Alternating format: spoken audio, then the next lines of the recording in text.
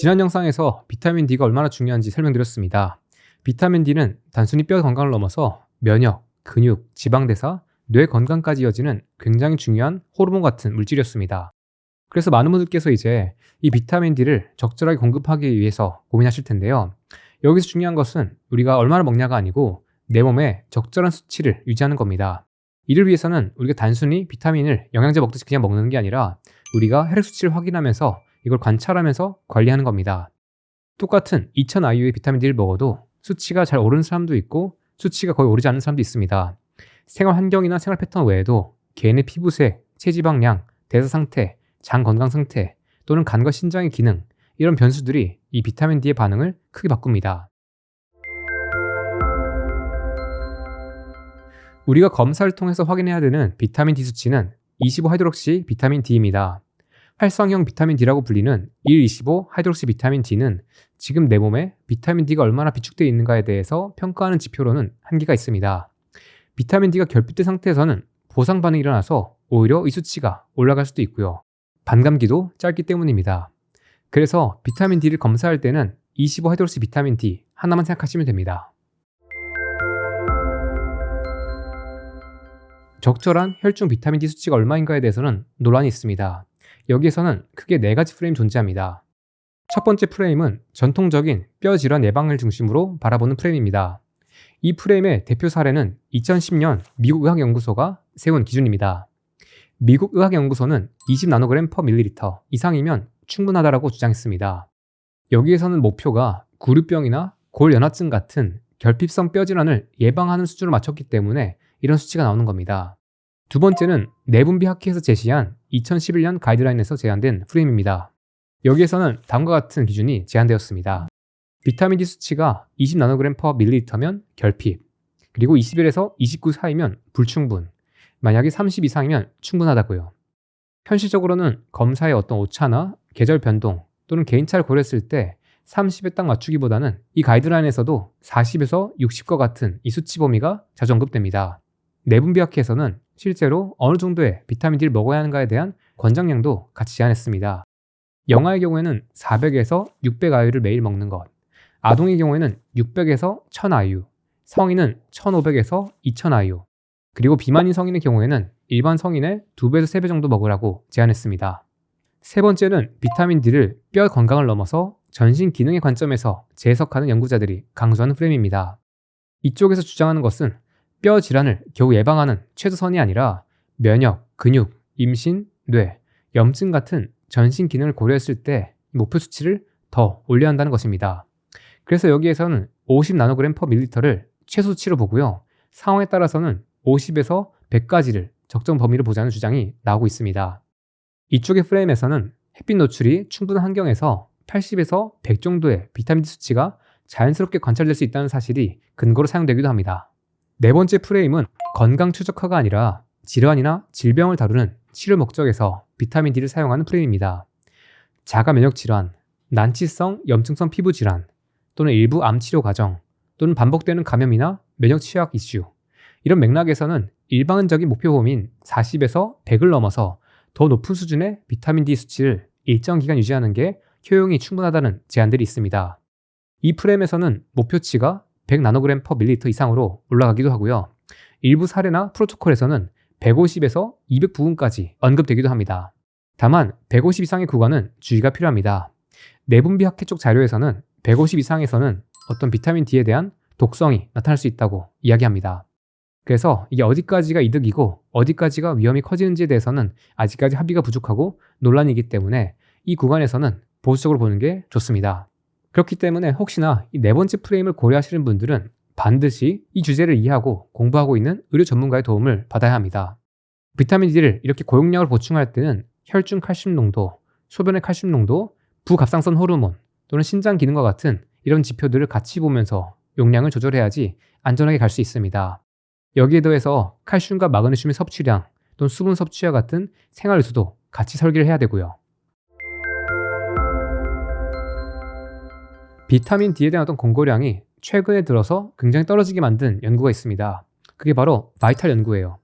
바이탈 연구는 비타민 D를 다룬 연구 중에서 가장 유명한 대규모 무작위 대조 시험입니다. 이 연구는 미국 전역에서 50세 이상의 남성과 55세 이상의 여성을 대상으로 비타민 D3를 매일 2000IU씩 투여했으며 평균 5년 이상 추적했습니다.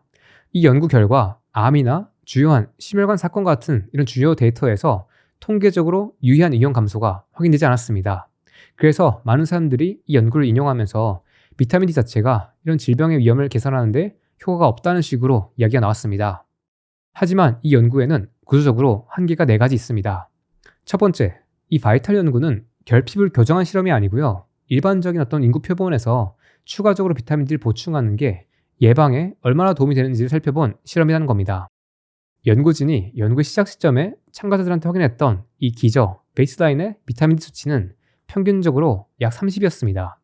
이미 시작할 때부터 결핍 상태가 아니고 적지 않은 상태였다는 겁니다. 두 번째 문제는 플라시보 약을 먹은 대조군도 아예 비타민 D를 안 먹은 게 아니고요. 하루에 800IU를 복용할 수 있게 허용했다는 겁니다. 이렇게 개인의 보충이 어느 정도 허용되었기 때문에 이 치료군과 이 대조군의 이 개입의 결과 차이가 충분하게 벌어지지 않았을 수 있습니다. 세 번째 한계는 비타민 D가 약물이 아니라 생활 속에서 햇빛과 식단으로 이미 들어오는 물질이라는 겁니다. 그렇기 때문에 2000IU를 더 얹었을 때 질병에 미칠 효과를 순수하게 보려면 심각한 결핍자가 충분히 많거나 목표하는 어떤 혈중 농도 차이가 확실히 벌어지거나 또는 어떤 질병의 고위험군을 중심으로 설계되어야 하는 겁니다. 하지만 이 연구는 그렇지 못했습니다. 마지막으로 네 번째는 2000IU를 복용하는 게 충분히 적당히 큰 용량이 아니었을 수 있다는 겁니다. 어떤 사람에게는 특히 결핍 상태에 있는 사람한테는 2000IU가 의미가 있을 수도 있지만 대부분의 건강한 사람들한테는 2000IU는 변화를 만들 만큼의 강도를 만들 수 없는 작을 수 있습니다.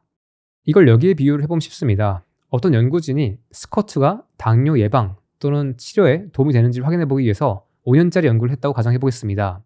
이 연구에 참가한 사람들이 애초에 활동량이 어느 정도 있었고 운동을 하던 사람들이었다면 또는 이 연구에서 진행된 스쿼트의 수행량이 너무 적었다면 그렇다면 이 5년이 지나도 눈에 띄는 차이가 나오기 어려울 수도 있습니다.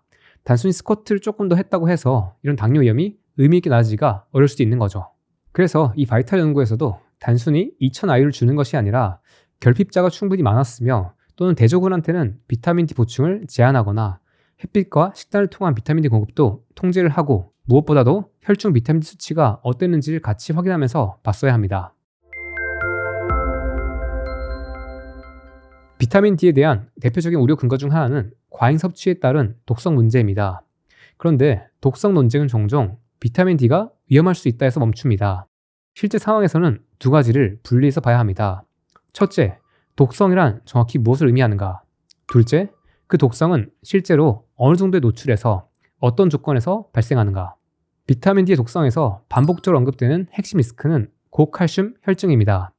비타민 D가 장에서 칼슘의 흡수를 올리는 축과 연결되어 있다 보니까 어떤 조건에서는 칼슘이 과하게 올라갈 수 있다는 주장입니다. 일부 전문가들은 비타민 D를 고용량으로 보충할 때 혈전 칼슘보다도 요중 칼슘, 소변에 있는 칼슘이 더 민감하게 변할 수 있다고 얘기합니다. 그래서 정말 고용량을 어떤 치료 목적으로 쓰는 상황이라면 혈액 칼슘과 소변 칼슘과 같은 신장 지표를 같이 설계하는 게 기본적인 프로토콜입니다. 자, 그렇다면 치료 목적을 위해서 어떤 고용량의 비타민 D를 복용시켰던 케이스에선 칼슘 혈증이 어떻게 나타났을까요? 비타민 D의 고용량요법을 장기간 사용했던 어떤 연구 보고들에서는 비타민 D 때문에 고칼슘 혈증 문제가 유발되지 않았다는 증거가 반복적으로 보고되고 있습니다. 예를 들어서 장기 입원한 환자에게 비타민 D3를 5,000에서 많게는 5만 IU까지 이런 범위로 장기간 투여하면서 혈중 비타민 D 수치, 칼슘 수치 또는 부갑상선 호르몬의 수치들을 7년간 추적한 장기 관찰 데이터가 있습니다. 여기에서는 비타민 D가 유발하는 고칼슘 혈증이 관찰되지 않았다고 보고했습니다.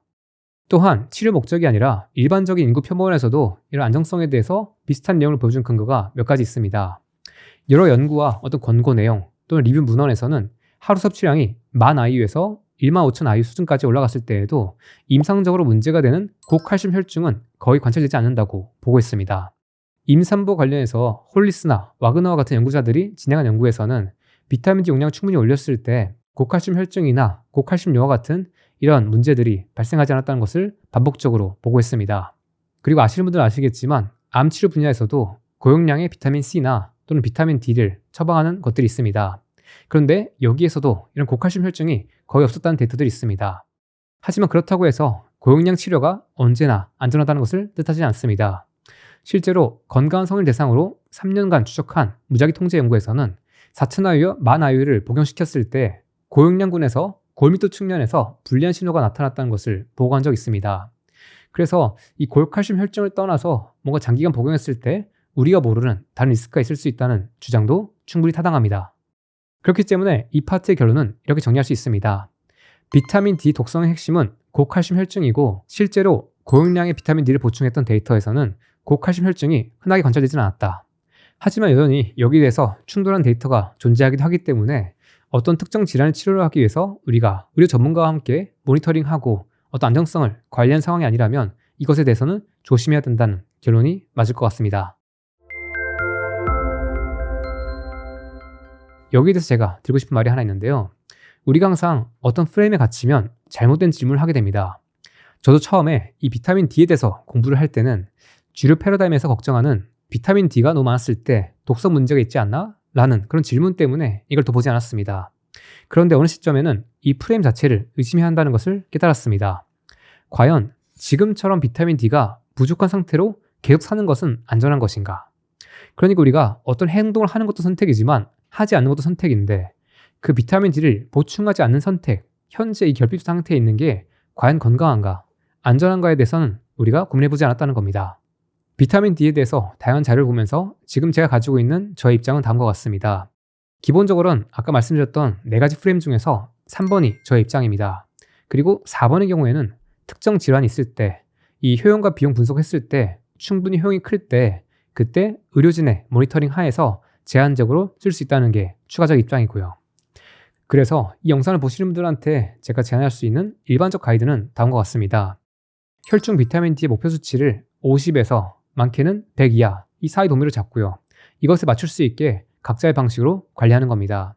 참고로 비타민 D 연구자 마이클 홀릭 교수는 매일 6,000에서 7,000 IU 정도를 복용하면서 혈중 수치를 82 정도에 유지하고 있다고 합니다.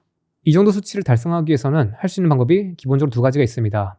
첫 번째, 가능한 범위에서 햇빛을 몸으로 최대한 쐬는 것. 그리고 두 번째, 2개월에서 3개월 동안 집중적으로 비타민 D 보충제를 복용해서 일단 수치를 올리고 이것들을 적절한 수치에서 유지하는 것.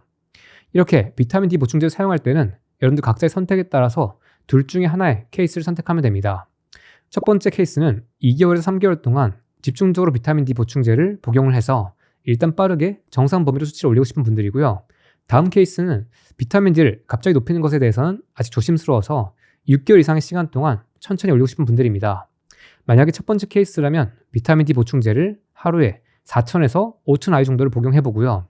우리가 처음 시점에 비교해서 2달에서 3달 지났을 때 다시 검사를 해서 이 혈중 비타민 수치 반응을 확인하고 다시 한 번 더 이후 습관을 조정하는 겁니다. 만약 이 시점에 혈중 비타민 D 수치가 목표 수치에 가까워졌다면 복용량을 줄여서 하루에 1,000 IU 또는 2,000 IU 정도로 낮추면 됩니다. 참고로 해외 비타민 D 전문가들의 인터뷰 내용들을 보면 5,000 IU를 매일 복용하는 경우에는 환자들의 수치가 40에서 60 범위로 도달한다고 합니다. 그리고 혹시나 보수적으로 접근하고 싶은 두 번째 케이스의 분들은 하루에 2,000에서 3,000 IU 정도를 복용해 보시고요. 3에서 6개월 뒤에 다시 수치 검사를 해가지고 반응을 확인하시면 됩니다. 국내 어떤 이 비타민 D에 대한 가이드는 현재 보수적인 편이라서 800 IU 또는 2,000 IU 이 사이만큼 먹으라는 권장들이 있는데요.